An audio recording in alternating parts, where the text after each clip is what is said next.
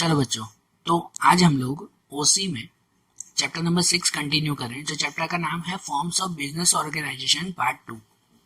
देखो, इस चैप्टर में हमने पहले कोऑपरेटिव सोसाइटी के बारे में समझा था और उसके बाद कंपनी के बारे में हम लोग समझ रहे थे कि जिसमें कंपनी के कैरेक्टरिस्टिक एडवांटेजेस वो हमने डिटेल में समझे थे। अब हमें एक टॉपिक देखना है, वो है कंपनी की लिमिटेशंस। हमने देखा कि भाई कंपनी मतलब वो बिजनेस कहलाता है कि जो इन सभी बिजनेस टाइप्स में से सबसे बड़ा है। इनमें कोई जो है वो ये कहते कैपिटल की कमी नहीं रहती, यहाँ पे प्रोडक्शन सबसे ज्यादा होता है, बराबर। कोई तरह की लिमिटेशंस नहीं है, लेकिन फिर भी उसकी कुछ ना कुछ कमियां हैं, थोड़ी बहुत कमियां हैं। ठीक है, प्रोडक्शन में, कैपिटल में और दूसरी चीजों में भले ही कोई कमी नहीं है, लेकिन अदर वे में तो इनकी लिमिटेशंस क्या है, कंपनी की दूसरी लिमिटेशंस क्या आती है। इतना बड़ा बिजनेस जहाँ बाकी चीजों की तो कमी होनी ही नहीं चाहिए, तो एक्चुअली क्या कमी रहती है यहाँ पर। तो लिमिटेशंस में जैसे सबसे पहला आता है, वो आता है लेंथी एंड एक्सपेंसिव प्रोसीजर। हाँ, ये एक लिमिटेशन है, क्योंकि कंपनी जब शुरू करनी हो ना तो इसकी प्रोसीजर बहुत लेंथी आती है। सोल प्रोप्राइटरशिप की तरह, पार्टनरशिप, कोऑपरेटिव सोसाइटी, उनकी तरह इजीली खाली गवर्नमेंट में रजिस्ट्रेशन करवा के शुरू कर दिया, ऐसा नहीं। कंपनी के लिए गवर्नमेंट का एक्ट बना हुआ है, कानून बना हुआ है, तो जब तक उसके कानून की सभी बातें मंजूर न की जाए तब तक कंपनी शुरू नहीं होती। उसके लिए बहुत लंबी प्रोसीजर होती है और एक्सपेंसिव भी होती है, क्योंकि ऐसी प्रोसीजर जो है वो नॉर्मल पर्सन नहीं कर सकता। उसके लिए कोई एक्सपर्ट पर्सन को बुलाया जाता है जिसे नॉलेज हो, तो वो आकर ये पूरी प्रोसीजर कंप्लीट करता है। तो वो जो एक्सपर्ट पर्सन आएगा तो उसको भी तो भारी फीस देनी पड़ेगी ना। इवन गवर्नमेंट को भी जो है वो ये इसकी अच्छी खासी फीस पे करनी पड़ती है। कंपनी शुरू करनी हो तो पहले गवर्नमेंट को भी जो है वो फीस भरनी पड़ती है, तो इसीलिए ये कंपनी की प्रोसीजर वो थोड़ी सी एक्सपेंसिव है, थोड़ी सी लेंथी है। दूसरा, लीगल रेस्ट्रिक्शन। कि कंपनी, जैसे हमने बताया, कंपनी के लिए गवर्नमेंट का स्पेशल लॉ बना हुआ है, और अगर लॉ, कानून इसके लिए बना हुआ है तो इसका मतलब कि उसमें रेस्ट्रिक्शन भी बहुत ज्यादा होंगे। कानून की हर एक चीज माननी पड़ेगी ना। सोल प्रोप्राइटरशिप में या दूसरे छोटे बिजनेस में जो है वो ज्यादातर ऐसे स्पेशल लॉज नहीं बने हुए हैं, तो इसीलिए आप लोग जो है वो अपना बिजनेस अपने मन चाहे तरीके से कर सकते हो। लेकिन कंपनी में ऐसा नहीं। कंपनी में गवर्नमेंट की सभी बातें कंपलसरी माननी ही पड़ती है। अगर आप लोग उसकी बातें नहीं मानते तो इसका मतलब जो है वो गवर्नमेंट है अपनी आपकी कंपनी बंद भी करवा सकती है, बरोबर ना। गवर्नमेंट के रूल्स। फिर शेयर मार्केट में आप लोग अपने शेयर्स रखते हो, जैसे कंपनी में कैपिटल जमा करना हो तो शेयर मार्केट में शेयर रखने पड़ते हैं, तो उसके रूल्स भी जो है वो मानने पड़ते हैं शेयर मार्केट के। तो इसीलिए लीगल रेस्ट्रिक्शन कंपनी में बहुत ज्यादा होते हैं। उसके बाद आता है कि इंक्रीज इन एडमिनिस्ट्रेटिव एक्सपेंसेस। इसका मतलब क्या कि कंपनी में एडमिनिस्ट्रेशन या मैनेजमेंट के लिए भी जो है वो खर्चा बहुत ज्यादा होता है। क्यों खर्चा होता है? क्योंकि इसमें जब मैनेजमेंट में यहाँ कुछ करना हो तो उसके लिए स्पेशल बोर्ड ऑफ डायरेक्टर्स को मंगवाना पड़ता है, ठीक है ना। एक्सपर्ट लोगों को मंगवाना पड़ता है कि जो यहाँ कंपनी में आकर कंपनी के सभी कामकाज को संभालते हैं, तो इसके लिए वो भी बहुत ज्यादा एक्सपेंसिव कहलाता है। कंपनी का प्रॉफिट का कितना बड़ा हिस्सा वो इनके एडमिनिस्ट्रेशन वर्क में, मतलब कि इनके मैनेजमेंट के वर्क में कामकाज संभालने के लिए चला जाता है। फिर होता है ऑटोक्रेटिक मैनेजमेंट। अब इसमें हमने कंपनी के कैरेक्टरिस्टिक में, एडवांटेजेस में ये देखा था कि भाई कंपनी का मैनेजमेंट तो डेमोक्रेटिक होता है। फिर ये लिमिटेशन में ऑटोक्रेटिक क्यों? कि जनरली कंपनी में मैनेजमेंट कैसा होता है कि कोई भी तरह का अगर डिसीजन लेना हो ना, कोई भी जब डिसीजन अगर लेना हो तो वो डिसीजन लेने के लिए जो है वो ये वोटिंग की जाती है। ये बात सही है, वोटिंग की जाती है, लेकिन वोटिंग के जो राइट्स है ना, वो वोटिंग के राइट से डिपेंड होते हैं शेयर्स पर। जिसके पास ज्यादा शेयर्स होते हैं तो वो वोटिंग के जो है वो ज्यादा राइट्स उन्हें मिलते हैं, वो ज्यादा वोट दे सकता है। जिनके पास कम शेयर हैं तो वो कम वोट दे सकता है। तो इसका मतलब अगर किसी के पास ज्यादा शेयर है ना, तो वो भले वोटिंग भी देगा ना तो ज्यादा वोट देकर पूरा डिसीजन अपने हिसाब से करवा सकता है। मतलब तो बात वही हुई ना कि जिसके पास ज्यादा शेयर्स होंगे, जिसके पास पैसे ज्यादा होंगे, चलेगी उसकी। फिर मतलब वो डेमोक्रेटिक मैनेजमेंट तो एक तरह से हुआ ही नहीं, वो तो फिर क्या हो गया, ऑटोक्रेटिक मैनेजमेंट हो गया। ऑटोक्रेटिक मतलब कि जहां पर कोई एक ही पर्सन की चलती हो, है कि नहीं, कि उसके पास पैसे ज्यादा हैं, शेयर से ज्यादा हैं, तो फिर चलेगी उसकी ही। तो इसलिए कंपनी में ऑटोक्रेटिक मैनेजमेंट हो जाता है, सबकी वोटिंग को ध्यान दिया जाता नहीं है। फिर difficulty in maintaining secrecy, company में इतने सारे मेंबर्स होते हैं, इसके अलावा मैनेजर अलग, बोर्ड ऑफ डायरेक्टर्स अलग है, इतने सारे लोग मिलकर इसमें काम करते हैं, इसीलिए इस कंपनी में सीक्रेसी मतलब कोई भी बात को सीक्रेट रखना वो पॉसिबल नहीं है, बहुत मुश्किल रहता है कि भाई कोई एक अगर बात हो कि देखो ये बात जो है वो बाहर किसी को पता नहीं चलनी चाहिए, ठीक है, कोई सीक्रेट अगर रखना हो तो वो पॉसिबल नहीं है। 50 लोग वहाँ साथ में काम कर रहे होंगे, कोई एक ने भी बाहर जाके अपना मुंह खोल दिया, बात बता दी, तो वही बात खत्म, वो कंपनी को बहुत बड़ा लॉस भी हो सकता है उससे। तो इसलिए कंपनी में कोई चीज का सीक्रेट रखना वो बहुत मुश्किल है। Then delay in policy decision and less flexibility, delay in policy decision, इसका मतलब ये है कि इसमें कोई भी पॉलिसी, कोई भी रूल नया बनाना हो, कोई भी नया डिसीजन लेना हो तो उसमें बहुत लेट होता है, क्योंकि जब भी डिसीजन लेना हो तो सबसे पहले तो सभी मेंबर्स की मीटिंग बुलानी पड़ती है, board of director, manager, owner, members, share holders, सबकी एक मीटिंग बुलानी पड़ती है। फिर सबसे जो है वो क्या करते हैं, वोटिंग करवाते हैं, किससे जो है वो ये मेजोरिटी आ रही है, बराबर। उसमें अगर कोई न मानता हो तो उसमें बहुत ज़्यादा डिबेट भी होती है, कोई कहेगा नहीं भाई इस हिसाब से करो, कोई कहेगा नहीं इस हिसाब से करो, जितने ज़्यादा मेंबर तो उतनी ज़्यादा बातें भी होगी। तो इसीलिए कोई भी पॉलिसी को कंफर्म करने के लिए, कोई भी नया डिसीजन लेने के लिए बहुत टाइम लगता है। एंड लेस फ्लेक्सिबिलिटी, कि कंपनी में फ्लेक्सिबिलिटी बहुत कम होती है, कि जैसे सोल प्रोप्राइटरशिप या पार्टनरशिप में कैसा होता है, सोल प्रोप्राइटरशिप में खासकर कि भाई अपनी मर्जी से चलता है, पूरी फ्लेक्सिबिलिटी, आज इच्छा हुई चलो भाई ये काम करना है तो करेंगे, आज इच्छा नहीं हुई कि छोड़ो ना आज शॉप नहीं खोलनी है, कल जाके काम करूंगा। सोल प्रोप्राइटरशिप में तो भाई अपनी मर्जी ना, पूरा फ्लेक्सिबल रहता है। कंपनी में ऐसी फ्लेक्सिबिलिटी होती नहीं है, कि उनमें जो एक बार रूल बन जाता है ना कि नहीं भाई रोज ऐसे काम करना है तो वो कंपलसरी ही करना है, उसमें कोई भी चीज को दूसरी बार चेंज करना बहुत मुश्किल होता है। या एक डिसीजन ले लिया कि अब हमारी कंपनी इस हिसाब से काम करेगी तो वो कंटिन्यू वैसे ही चलने रहना पड़ेगा। फिर नई तरह से अगर सब जो है वो काम करना हो तो उसमें फिर बहुत डिले हो जाता है, खर्चा भी ज़्यादा होता है, टाइम भी बहुत ज़्यादा जाता है। तो इसीलिए कंपनी में फ्लेक्सिबिलिटी बहुत कम रहती है। Then encouragement to speculation, encouragement to speculation का मतलब ये कि इनमें जो है वो ये जनरली क्या कह सकते हैं, स्पेकुलेशन मीन्स कि भाई वो कहते हैं ना कि आपकी कोई भी कोई सीक्रेट बात हो ना तो वो इजीली बाहर के मार्केट में जो है वो ये पता चल जाती है, और उसकी वजह से आपकी कंपनी के ऊपर बहुत ही नेगेटिव इफेक्ट आता है। आपकी कंपनी के शेयर जो है वो शेयर मार्केट में होते हैं।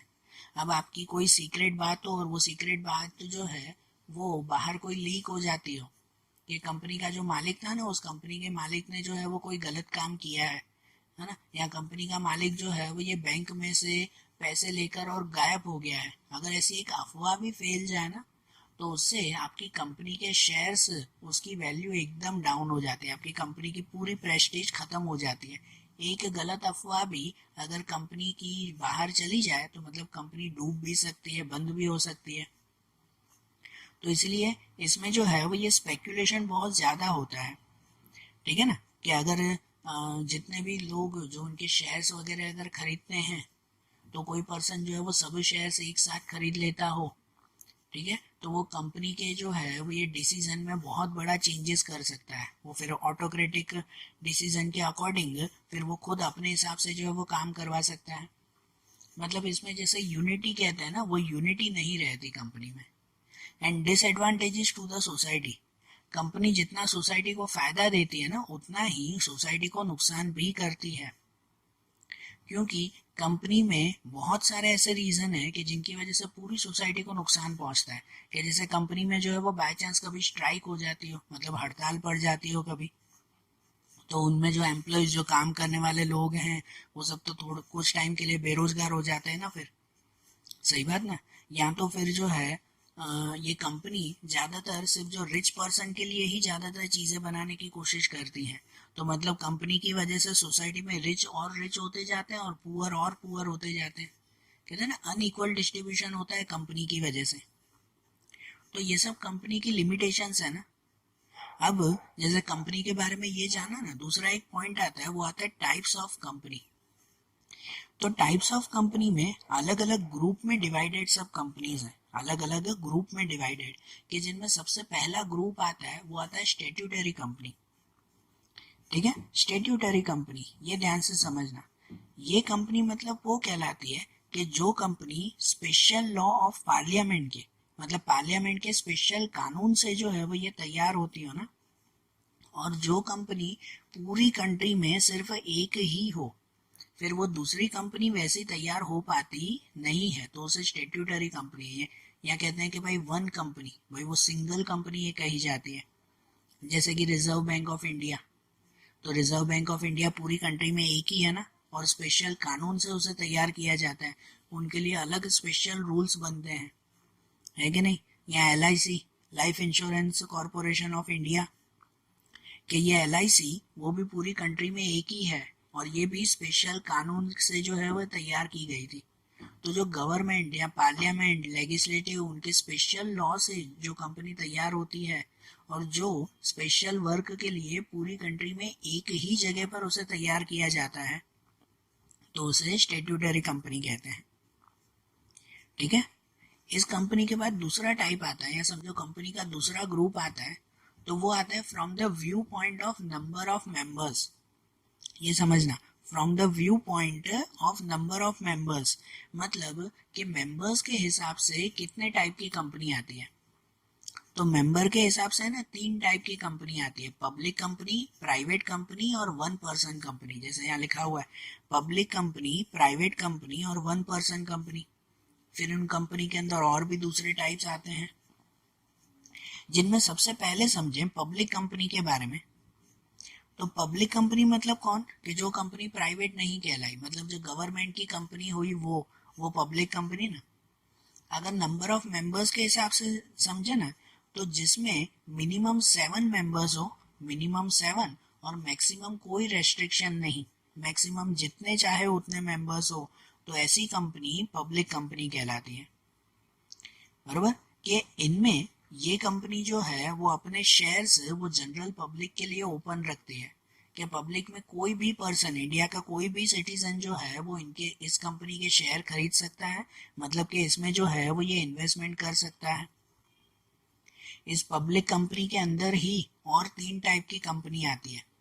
पब्लिक कंपनी के अंदर ही दूसरे टाइप्स आते हैं, कि जिनमें आता है company limited by share capital, दूसरा company limited by guarantee, and company by unlimited liability. जिनमें सबसे पहले समझें company limited by share capital, मतलब कि जिस कंपनी में उनके मेंबर्स की लायबिलिटी उनके शेयर कैपिटल जितनी ही हो, तो उसे company limited by share capital कहते हैं। मतलब जिस मेंबर ने जो है वो जितने शेयर खरीदे हैं, अगर मुझे उस कंपनी का मेंबर बनना है, ध्यान से सुनना, मुझे इस कंपनी का मेंबर बनना है और उस कंपनी के मैंने 10,000 के शेयर खरीदे हैं, तो मेरी लायबिलिटी सिर्फ और सिर्फ उस 10,000 जितनी ही हुई, उससे ज्यादा की नहीं। तो ऐसी कंपनी कहलाती है company limited by share capital. ये तो जस्ट एग्जांपल दिया, मतलब उनके अंदर जो काम करते हैं उनमें देखो, ये तो करोड़ों में बात होती है, मैंने सिर्फ 10,000 का एग्जांपल दिया। लेकिन जितने उन्होंने शेयर खरीदे हो ना, उतनी ही उसकी लायबिलिटी, मतलब अगर कंपनी को लॉस भी हो जाए ना, तो उन्हें अपनी पर्सनल प्रॉपर्टी बेचनी नहीं पड़ेगी, जितने रुपए के उन्होंने शेयर खरीदे हैं उतनी ही उनकी लायबिलिटी होगी, उससे ज्यादा नहीं। बराबर, तो उसे कहते हैं company limited by share capital. ऐसी जो कोई कंपनी हो ना, उसे पहचानना हो ना, तो उस कंपनी के नाम के एंड में लिमिटेड लिखा जाता है। क्या लिखा जाता है? लिमिटेड। आपने बहुत सारी जो है वो ऐसी कंपनियों के नाम या ऐसे नाम पढ़े होंगे कि जिसमें जो है वो आखिरी में लिमिटेड लिखा हुआ होता है। ठीक है, तो वो लिमिटेड लिखा हुआ है मतलब वो पब्लिक कंपनी है और company limited by share capital है। बराबर, उसके बाद दूसरा आता है कंपनी लिमिटेड बाय गारंटी, कि जिनमें जिस जिस पब्लिक कंपनी के अंदर उनके जो मेंबर्स होते हैं ना, वो मेंबर्स जो है वो कुछ अमाउंट की गारंटी देते हैं कि अगर फ्यूचर में कुछ लॉस हुआ ना, तो गारंटी से हम लोग इतने रुपए देंगे, उससे ज्यादा रुपए देंगे नहीं। ठीक है, या कभी कंपनी बंद हो गई, लॉस हुआ, कुछ भी हुआ, तो उसमें मेंबर की गारंटी होती है कि वो इतने रुपए देंगे, उससे ज्यादा नहीं, तो उसे कहते हैं कंपनी लिमिटेड बाय गारंटी। और दूसरा आता है company by unlimited liability. Company by unlimited liability, तो ये तो नाम से ही पता चलता है ना कि जो पब्लिक कंपनी के अंदर, पब्लिक कंपनी में ही, कि जिनमें उनके मेंबर्स की लायबिलिटी अनलिमिटेड होती है। मतलब अगर फ्यूचर में कभी डेप्ट बढ़ गया, कर्जा बढ़ गया, कंपनी लॉस में गई या और कुछ नुकसान हुआ, तो पर्सन को या उनके मेंबर्स को अपनी पर्सनल प्रॉपर्टी बेचकर भी जो है वो ये पैसे चुकाने पड़ते हैं। उसे कहते हैं कंपनी बाय अनलिमिटेड लायबिलिटी। ठीक है, उसके बाद दूसरा आता है, वो आता है प्राइवेट कंपनी।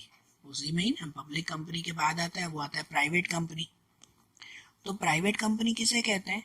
अगर नंबर ऑफ मेंबर के हिसाब से अगर देखें ना, तो जिनमें मिनिमम 2 मेंबर हो और मैक्सिमम 200 मेंबर्स हो, तो वो प्राइवेट कंपनी कहलाती है। ठीक है, कि जिनमें मिनिमम 2 मेंबर्स होते हैं और मैक्सिमम कितने, तो 200 मेंबर्स, तो ये प्राइवेट कंपनी कहलाई।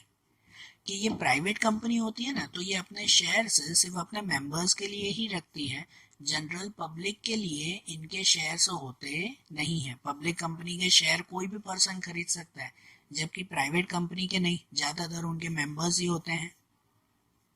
और प्राइवेट कंपनी में भी वैसे ही 3 टाइप आते हैं। ठीक है ना, वैसे ही ये 3 टाइप आते हैं कि जैसे पहला company limited by share capital, मतलब जिस प्राइवेट कंपनी में उनके मेंबर्स की लायबिलिटी लिमिटेड हो उनके शेयर्स के अकॉर्डिंग, मतलब जितने मेंबर ने जितने शेयर्स खरीदे होंगे उतनी ही उसकी लायबिलिटी होगी, तो उसे कहते हैं company limited by share capital, private company में। और ऐसी कोई कंपनी होती है ना, तो उस कंपनी के नाम के एंड में प्राइवेट लिमिटेड लिखा हुआ होता है, प्राइवेट लिमिटेड ऐसे लिखा हुआ होता है। कोई भी कंपनी का नाम और आखिरी में लिखा हुआ होता है ना फिर प्राइवेट लिमिटेड, तो ऐसा मतलब कहलाया कि वो company limited by share capital है। उनमें जो मेंबर्स है ना, उनकी लायबिलिटी लिमिटेड है कि अगर फ्यूचर में लॉस हुआ तो वो उतने ही पैसे देंगे, उससे ज्यादा नहीं। फिर आता है कंपनी लिमिटेड बाय गारंटी, कि इनमें भी जो प्राइवेट कंपनी के जो भी मेंबर्स हुए ना, उनकी लायबिलिटी एक गारंटी के साथ फिक्स हो, मतलब मेंबर ने पहले ही गारंटी दे के रखी हो कि अगर फ्यूचर में कभी लॉस हुआ या अगर बिजनेस बंद हुआ तो मैं इतने रुपए दूंगा, इससे ज्यादा रुपए नहीं। तो इसे कहते हैं कंपनी लिमिटेड बाय गारंटी। इसमें उनके वर्ड के, उनके नाम के आगे जो है वो ये प्राइवेट वर्ड लगता है। उनके नाम के एंड में क्या लगता है? हमेशा प्राइवेट वर्ड, सिर्फ प्राइवेट। उसके बाद आता है company by unlimited liability. Company by unlimited liability, तो अनलिमिटेड लायबिलिटी किसे कहते हैं? कि जिनमें उनके जो मेंबर्स है ना, कंपनी के जो प्राइवेट कंपनी के जो मेंबर्स हुए उनकी लायबिलिटी अनलिमिटेड होती है, कि जिनमें अगर फ्यूचर में कभी भी लॉस हो गया, कभी डेप्ट बढ़ गया, कर्जा बढ़ गया या कुछ भी, तब उस वक्त उन्हें अपनी पर्सनल प्रॉपर्टी बेचकर भी जो है वो ये पैसे चुकाने पड़ते हैं, तो उसे कहते हैं कंपनी बाय अनलिमिटेड लायबिलिटीज। ठीक है, एंड इनके बाद तो दूसरा आता है नंबर ऑफ मेंबर के हिसाब से, वो आता है 1 पर्सन कंपनी। एक अलग ही टाइप आता है जिसे 1 पर्सन कंपनी कहते हैं। कि जनरली कोई भी कंपनी होती है ना, तो उस कंपनी में मिनिमम 2 लोग तो होते ही है ना, लेकिन जो कंपनी कोई स्पेशल कंडीशन में, कोई स्पेशल कंडीशन में सिर्फ एक ही इंसान से शुरू होती हो, एक ही इंसान से शुरू होती हो, तो उसे 1 पर्सन कंपनी कहते हैं। ये कंपनी ज्यादातर प्राइवेट कंपनी होती है। गवर्नमेंट में कोई एक इंसान से तो ये कंपनी शुरू नहीं होगी ना, प्राइवेट कंपनी ही ऐसी होती है कि जिनमें भी दूसरे मेंबर होते हैं, बोर्ड ऑफ डायरेक्टर्स भी होते हैं, लेकिन वो सब कॉन्ट्रैक्ट के साथ, सिर्फ कैसे वो जॉब करते हैं ना जैसे, तो बस वो नौकरी की तरह उसमें जुड़े हुए होते हैं। बाकी कंपनी का मालिक, ऑनर, वो एक ही पर्सन होता है, एक से ज्यादा नहीं। वो अकेला ही कंपनी का मालिक, बाकी सब समझो उसके सपोर्टर कहलाए, तो ऐसी कंपनी कहलाती है 1 पर्सन कंपनी। ठीक है, ये 1 पर्सन कंपनी भी जो है, जो हमारा कंपनी एक्ट है ना 2013 का कंपनी एक्ट, के उस कंपनी एक्ट के रूल्स रेगुलेशन, उनके लॉस के अकॉर्डिंग ही तैयार होता है, उससे बाहर नहीं। ओके, तो देखो ये जैसे टाइप्स देखे, उसके बाद कंपनी के दूसरे टाइप्स आते हैं, वो आता है from the view point of control. Control के अकॉर्डिंग कंपनी के कौन कौन से टाइप्स, तो कंट्रोल के हिसाब से कंपनी के ये 3 टाइप्स आते हैं, government company, holding company and subsidiary company. तो देखो कंट्रोल मतलब क्या, पहले वो एक नॉर्मली समझ लो कि जनरली कंपनी के जो शेयर्स होते हैं ना, कंपनी के जितने भी शेयर्स हुए उसमें से 51% शेयर्स जिसके हाथ में हो ना, तो वो कंपनी का रियल ऑनर कहलाता है। 51% है, मतलब आधे से ज्यादा शेयर्स जिसके हाथ में हो, तो वो पर्सन जनरली कंपनी का क्या बन जाता है, ऑनर बन जाता है, रियल ऑनर। भाई कंपनी में खासकर अब उसी की ही चलेगी।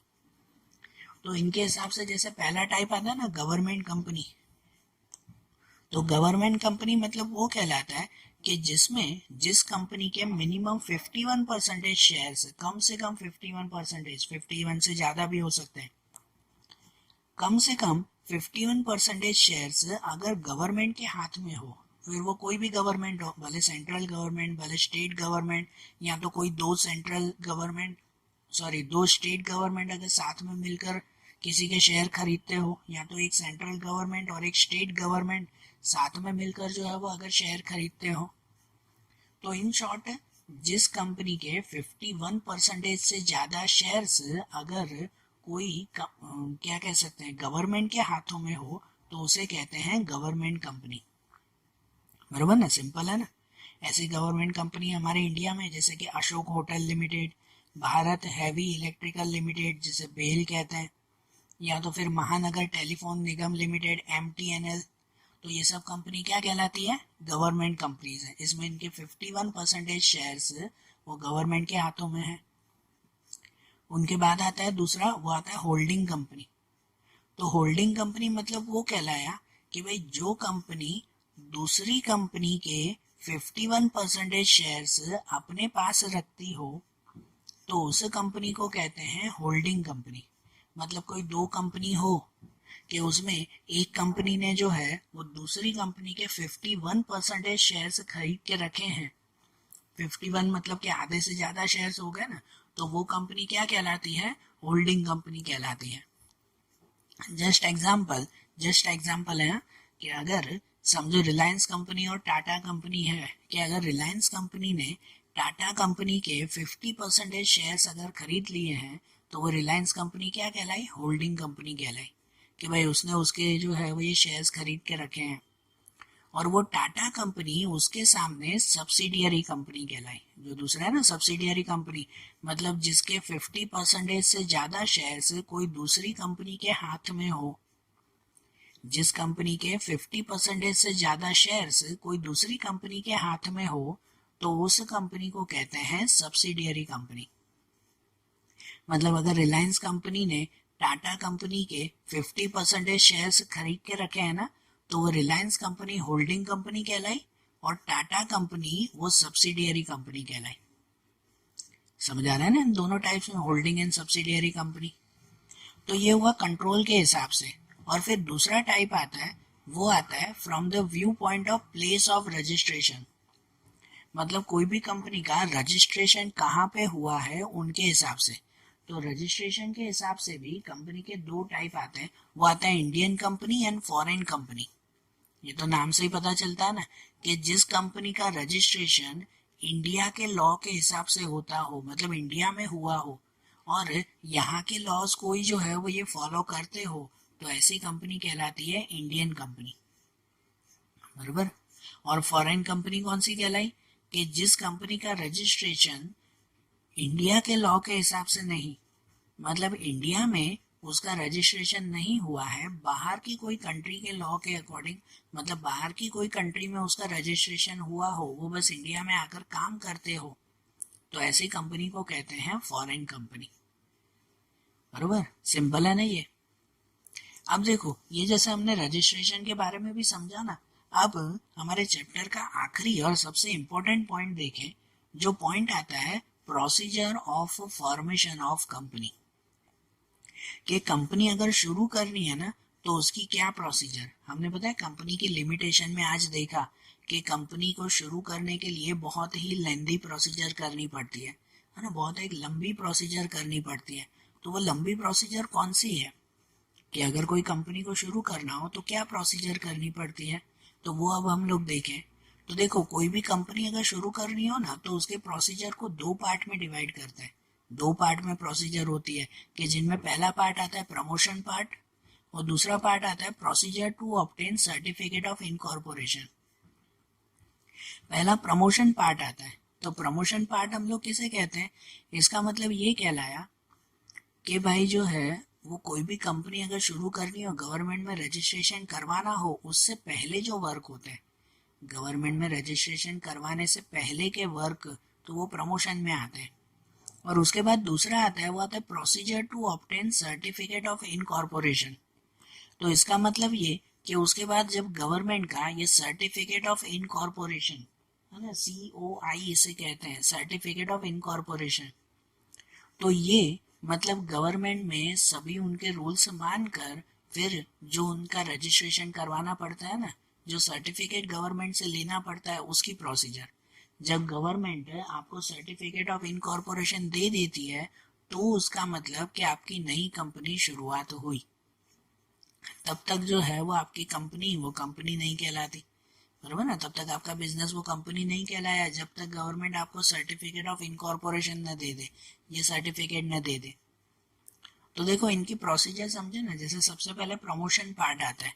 प्रमोशन पार्ट मतलब गवर्नमेंट में जाने से पहले आप लोगों को क्या क्या करना है। तो प्रमोशन पार्ट में ये 4 पार्ट आते हैं। ये प्रमोशन के अंदर है, ये 4 पॉइंट हुए कि जिनमें सबसे पहला आता है idea of the promotion of a company. सबसे पहले आइडिया, कोई भी बड़े काम की शुरुआत एक आइडिया के साथ होती है। अब सपोज भाई मुझे कंपनी खोलनी है तो मुझे क्या प्रोसीजर करनी होगी, मैं उसके हिसाब से चलूंगा। ध्यान से समझना है। सपोज मुझे ही कंपनी अगर शुरू करनी है तो सबसे पहले तो एक आइडिया, भाई वो बैठे बैठे यार मुझे ध्यान आया कि यार मैं एक काम करता हूँ कि भाई मैं जो है वो ये स्टूडेंट के लिए कोई स्पेशल पेन बनाने की कंपनी शुरू करता हूँ कि जिसमें मैं जो है वो ये पेन बनाऊंगा, एक स्पेशल पेन स्टूडेंट के लिए खास होगी वो। तो ऐसा सडनली मुझे आइडिया आ गया। तो मतलब सबसे पहले कंपनी अगर शुरू करनी हो तो क्या कंपनी आपको शुरू करनी है, किसके बारे में शुरू करनी है, और जो है वो कैसे शुरू करोगे उसके बारे में पहले कुछ बेसिक आइडियाज तो होने चाहिए ना।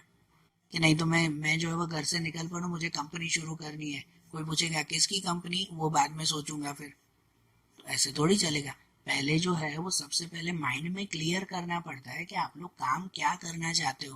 भाई मुझे पेन बनाने की कंपनी शुरू करनी है, तो ये क्लियर हुआ ना माइंड में कि भाई मुझे बच्चों के लिए स्पेशल पेन बनानी होगी, तो वो माइंड में और क्लियर करना होगा कि क्या स्पेशल पेन, बरोबर ना। कि भाई उस पेन में क्या स्पेशलिटी होगी, क्या खासियत होगी, मुझे कंपनी किस वजह से शुरू करनी है, ये सब पहले माइंड में क्लियर करना होगा। तो इसीलिए सबसे पहले प्रमोशन का वर्क यही आता है। ये गवर्नमेंट से जाने से पहले, गवर्नमेंट को बताने से पहले ये सब तो मालिक को खुद ही सोचना पड़ता है ना, बरोबर ना। या जितने मेंबर्स अगर शुरू करने वाले हो, जैसे मैं अपने जो है वो 10 लोगों के साथ मिलकर, 10 दोस्तों के साथ मिलकर ये शुरू करूंगा, तो मतलब उन सबको पहले जो है वो ये माइंड में तो क्लियर करना होगा ना, आइडिया तो क्लियर करना होगा कि एक्चुअली काम करना क्या है। ये हो जाए तो उसके बाद आता है प्राइमरी एंड डिटेल इन्वेस्टिगेशन।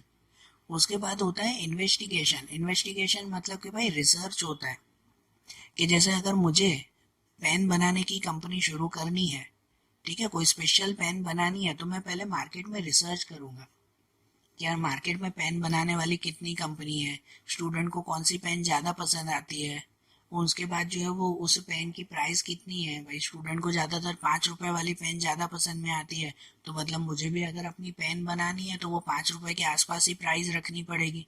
अगर मैं महंगी पेन बनाऊंगा तो उसके बाद जो है वो स्टूडेंट मुझसे खरीदेंगे ही नहीं पेन। ये सब रिसर्च करनी पड़ेगी ना। ऐसे तो मैं जस्ट एग्जांपल दे रहा हूँ, पर ऐसी बहुत सारी रिसर्च होती है कि भाई कंपनी जो है वो कहाँ शुरू करेंगे, किस प्लेस पे होगी, रॉ मटेरियल कहाँ से मिलेगा, बराबर, उसका खर्चा कितना होगा, हम लोग कितने में जो है वो चीज़ें बनाएंगे और कितने में बेचेंगे। तो ऐसे छोटे बड़े सब हिसाब किताब पहले शुरू करने पड़ेंगे ना। कोई ऐसे थोड़ी कि अंदाजे से बस कूद पड़ते हैं कि चलो जो होगा देखा जाएगा, पहले बिजनेस शुरू तो करें। तो कोई छोटा मोटा बिजनेस ऐसे शुरू हो जाता है, कंपनी में नहीं। कंपनी में पहले डिटेल इन्वेस्टिगेशन किया जाता है, सभी चीज़ चेक की जाती है कि कौन सी चीज़ से क्या फ़ायदा होगा, क्या नुकसान होगा। मुझे पेन बनाना है तो चलो प्लास्टिक की पेन बनानी है, तो प्लास्टिक कहाँ से खरीदूं, अपनी सिटी से खरीदूंगा कि दूसरी सिटी से मंगवाऊंगा, बराबर। जो इंक आएगी तो वो इंक कैसे बनाऊंगा, कौन से कलर की बनाऊंगा, कलर कहाँ से मिलेगा। तो ऐसी छोटी छोटी छोटी छोटी कितनी सारी चीजें होगी कि भाई अगर मुझे बड़ी फैक्ट्री तैयार करनी है पेन बनाने की, तो उस फैक्ट्री में मशीन कौन सी होगी, कौन सी प्लेस पे फैक्ट्री तैयार करूंगा, उसकी जमीन कितने में मिलेगी, टोटल खर्चा कितना होगा, कितने वर्कर अंदर काम करेंगे। कितनी सारी बातें होती है कंपनी शुरू करने में, ऐसे ही थोड़ी शुरू हो जाती है। तो ये सब इन्वेस्टिगेशन वहाँ पे किया जाता है। जब ये हर एक छोटी छोटी बात क्लियर हो जाए ना, पहले फिर से बोल रहा हूँ, ये सब प्रमोशन एक्टिविटी, मतलब गवर्नमेंट से बताने से पहले हमें खुद तैयारी करनी पड़ती है ना, तो ये उसमें आ गया। उसके बाद दूसरा आता है उसमें mobilisation of resources. Mobilisation of resources मतलब आप सिंपल भाषा में समझो कि भाई सभी रिसोर्सेज को इकट्ठा करना। भाई जैसे अगर मुझे पेन बनानी है तो उसके लिए मुझे जो है वो बड़ी फैक्ट्री तैयार करनी है, उसके लिए मुझे मशीन चाहिए, इंक चाहिए, प्लास्टिक चाहिए, ये सब रिसोर्सेज चाहिए ना, बरोबर ना। भाई मुझे इतने वर्कर्स को काम करना है तो इतनी बड़ी मुझे बिल्डिंग बनानी है, उसमें फिर ये फर्नीचर चाहिए होगा, ये चीज़ चाहिए होगी, जो भी होगा।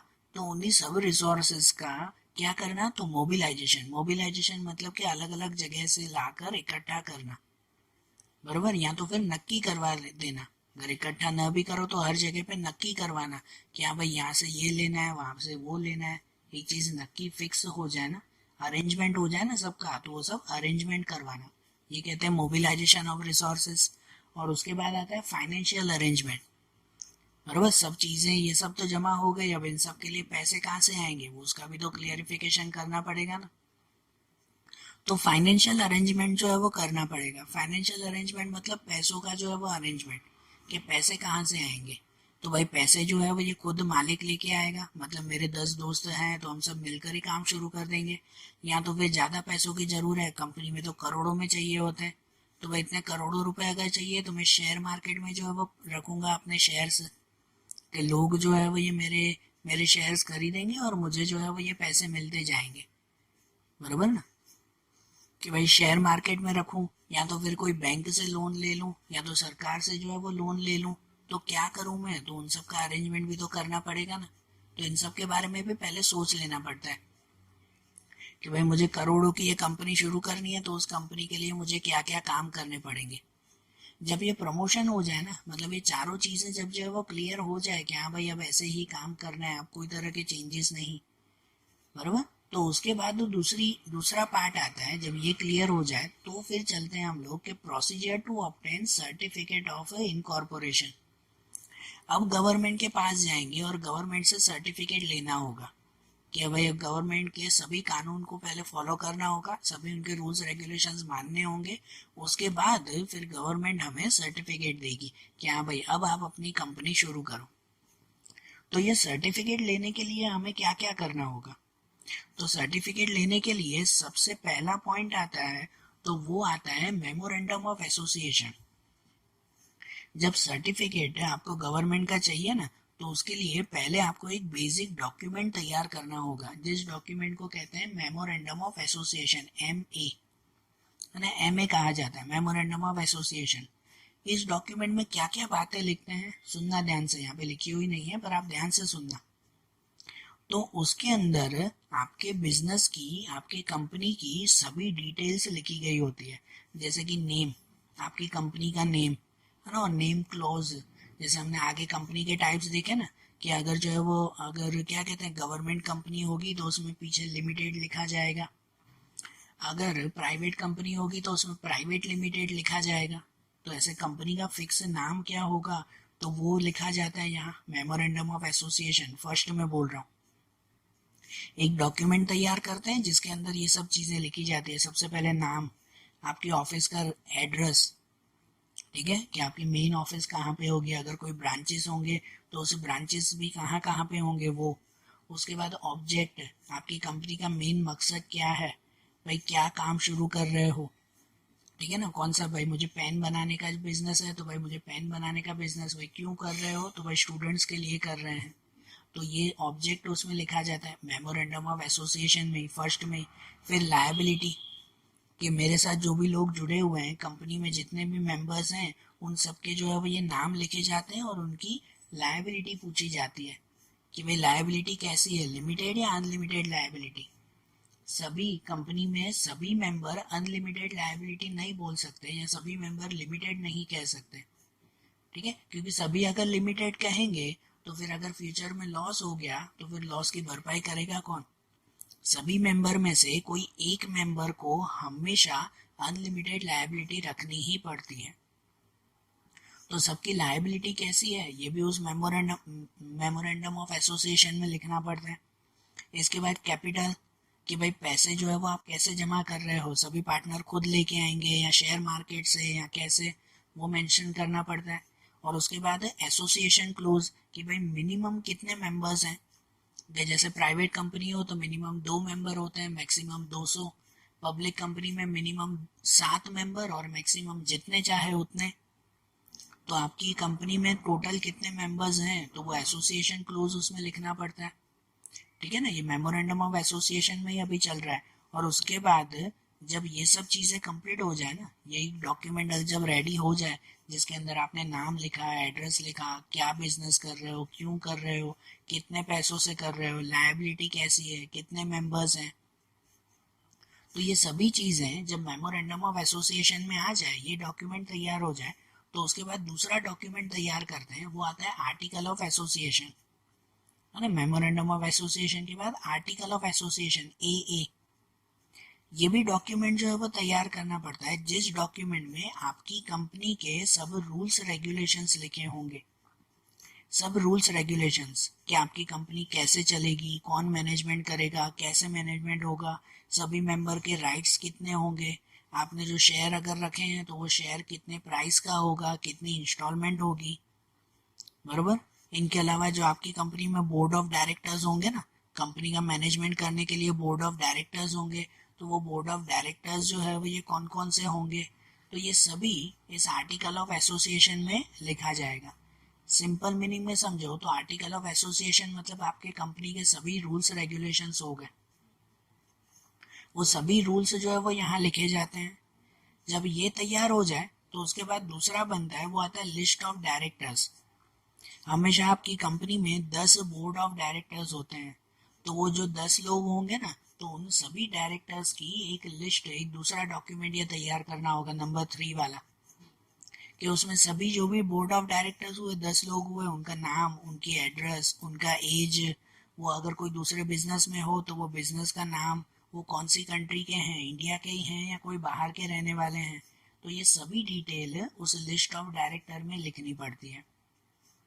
जब ये तीसरा डॉक्यूमेंट तैयार हो जाए, बराबर, ये एक एक डॉक्यूमेंट तैयार करना पड़ता है, फिर वो कैसे पूरी फाइल लेकर सरकार के पास जाना पड़ता है कि देखो अब भाई कंपनी शुरू कर रहे हैं, अब सर्टिफिकेट दे दो, बराबर। तो जैसे पहले मेमोरेंडम ऑफ एसोसिएशन जिसमें आपकी कंपनी का नाम, मकसद, ये सब लिखना होता है। दूसरा आर्टिकल ऑफ एसोसिएशन में कंपनी के रूल्स लिखने होते हैं। तीसरे डॉक्यूमेंट लिस्ट ऑफ डायरेक्टर्स में जो है वो आपके यहाँ पे कितने डायरेक्टर्स हैं तो उन सब के नेम, एड्रेस वगैरह लिखने पड़ते हैं। फिर रिटर्न कंसेंट ऑफ डायरेक्टर्स, उसके बाद ये एक डॉक्यूमेंट तैयार किया जाता है कि जिसके अंदर जो है वो आपके पास जितने भी बोर्ड ऑफ डायरेक्टर्स होंगे ना, जनरली 10 ही होते हैं, तो जो वो 10 बोर्ड ऑफ डायरेक्टर हुआ ना, उन सबका रिटर्न कंसेंट करवाना पड़ता है।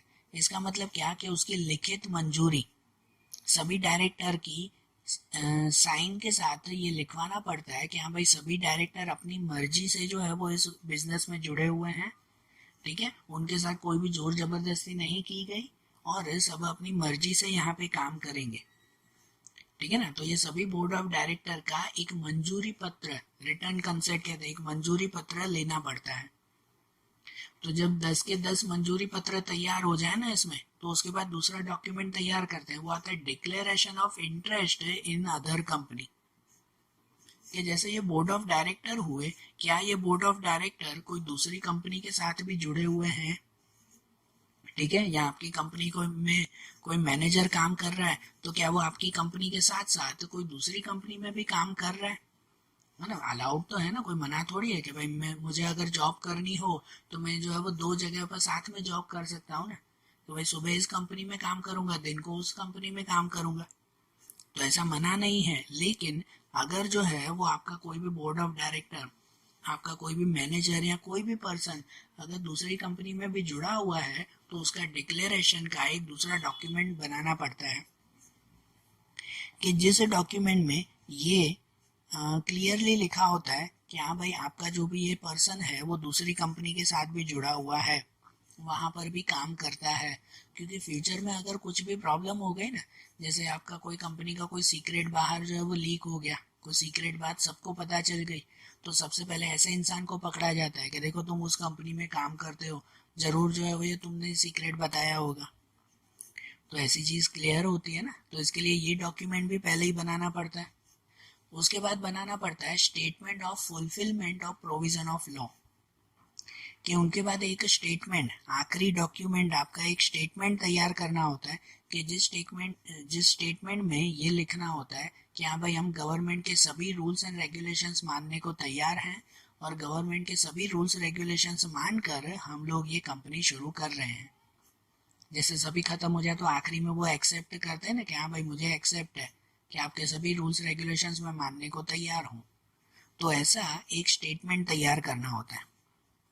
जब ये 6 के 6 डॉक्यूमेंट तैयार हो जाए ना, जो यहाँ 6 नाम लिखे हुए हैं, ये सभी डॉक्यूमेंट तैयार हो जाए तो उसके बाद जो है वो आपको गवर्नमेंट के पास जाना होता है और गवर्नमेंट में ये सभी डॉक्यूमेंट के साथ जो जरूरी फीस होती है वो फीस उसमें पे करनी होती है, कि जिसमें गवर्नमेंट कुछ दिनों तक आपके ये सभी डॉक्यूमेंट चेक करेगी कि कहीं आपने कोई गलत डॉक्यूमेंट तो नहीं दिए, गलत इन्फॉर्मेशन तो नहीं लिखी, कोई इन्फॉर्मेशन बाकी तो नहीं रह गई।